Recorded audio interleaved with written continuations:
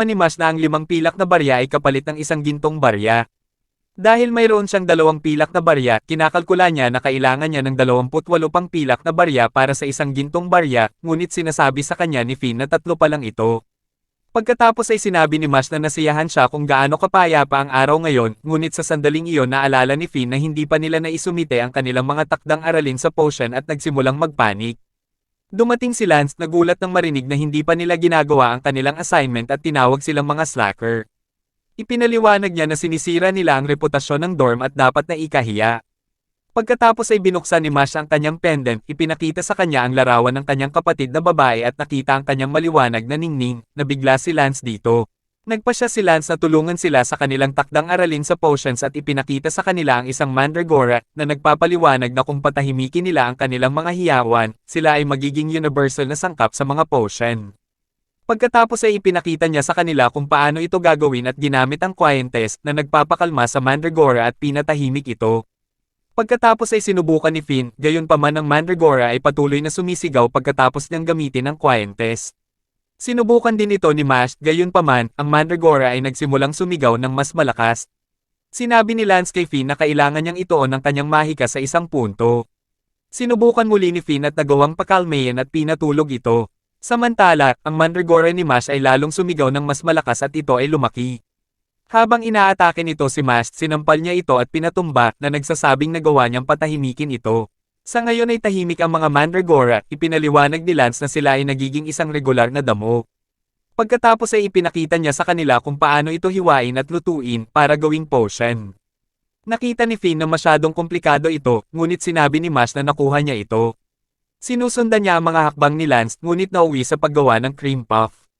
Nararamdaman ni Lance na si Mash ay nanggugulo at ipinakita sa kanya ang dahan-daang hakbang, gayunpaman ang nagawa ni Mash ay muling nauwi sa pagiging cream puff na ikinagulat ni Lance habang pinagmamasdan niya ang bawat hakbang at hindi maintindihan kung paano ito nangyari. Sinabi ni Lance kay Mash na hindi na siya magpapatalo sa kanya dahil may mga dahilan siya sa pagsali sa Bureau of Magic. Si Mash ay pantay o mas mahusay sa labanan at hindi papayag si Lance na walang sino man ang kumuha ng mga barya ni Mash.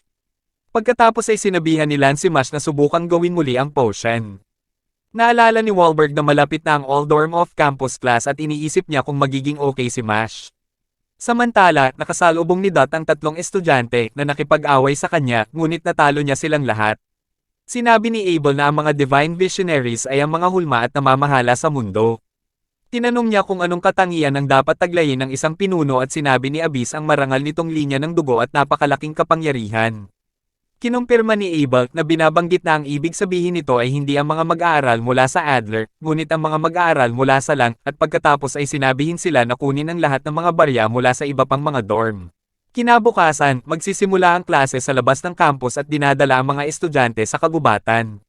Si Dot ay umiikot na nagsasabi na siya ang numero 1 at ang pangunahing karakter habang ang mundo ay gumagalaw sa paligid niya, at nang mapansin niya si Mash, nakilala niya ito at sinubukang ipaliwanag na mas magaling siya sa kanya. Sa sandaling iyon, tumatakbo si Lemon na sinasabi kay Mash na mag-ingat at iniisip kung maaari siyang sumama. Nagalit si Dot at dinuraan si Mash na sinasabing ayaw niya sa mga lalaking nakakakuha ng atensyon mula sa mga babae. Ang rasyon ng babae sa lalaki ay dapat isa sa isa, ngunit walang babaeng nahulog kay Dot, ibig sabihin, sinisira ng mga taong tulad ni Mash ang sistema. Nagpa siya si Dot na sumali sa Bureau of Magic at alisin ang mundo mula sa mga hot guys. Gayunpaman, hindi pinapansin ni Mash at ng iba pa si Dot na lalong nagpapagalit sa kanya. Ang guro ay nagpapakita at ipinaliwanag na parehong Adler at Lang ay sasali sa panlabas na ehersisyo na ito. Ang kanilang gawain ay puksain ng mga alakdan sa kagubatan at tatanggap ng mga tanso o pilak na barya ang mga gantimpala. Kailangan nilang tanggalin ang mga bato sa noo ng mga alakdan. Karamihan ay nagkakahalaga ng mga tansong barya, ngunit kakaunti ang malalakas na may mga parisukat na bato ay nagkakahalaga ng mga pilak na barya. Habang sinabihan sila ng guro na pumunta, isang estudyante, si Silva Iron mula sa Lang, ang pumunta kay Mash at sinabing inaakala ni Mash na siya ay mainit na bagay. Pagkatapos ay inatake niya si Mash, tinamaan siya at binigyan siya ni Mash ng mabangis na tingin.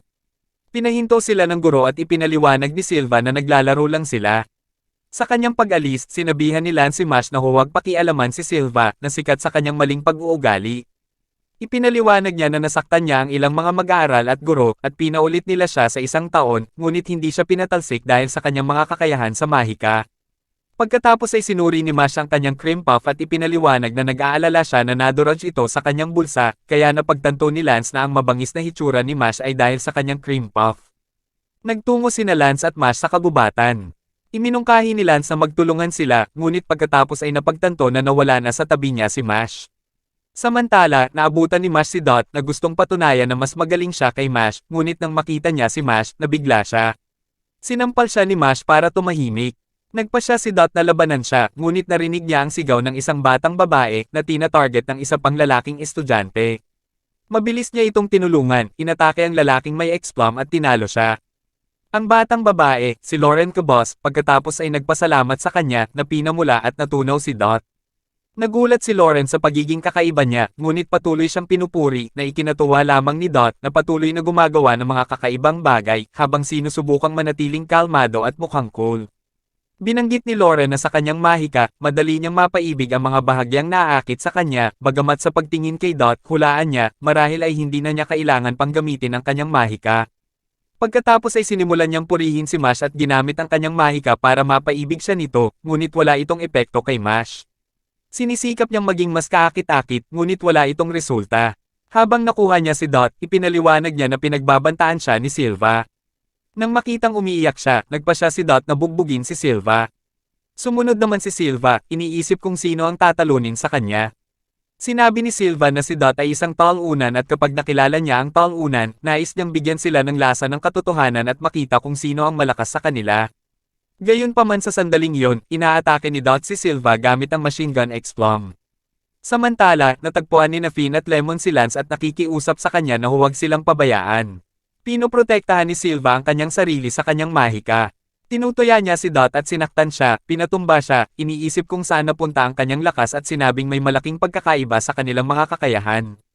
Isang bato mula sa pag-atake ni Silva ang nagpabagsak sa cream puff na kinakain ni Mash.